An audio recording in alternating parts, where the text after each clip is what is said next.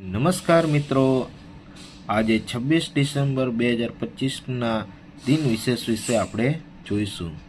આજે દિન વિશેષમાં છે શહીદ ઉધમસિંહનો જન્મદિવસ।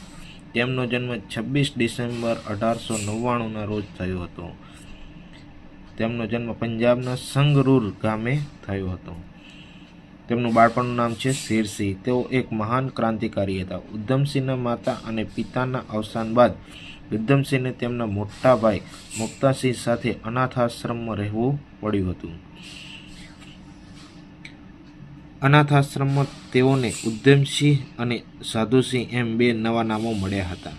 ઉધમસિંહ સર્વ ધર્મના પ્રતીક સમાન હતા, જેથી તેમણે જેલવાસ દરમિયાન પોતાનું નામ બદલીને રામ મોહમ્મદ સિંહ આઝાદ રાખ્યું હતું।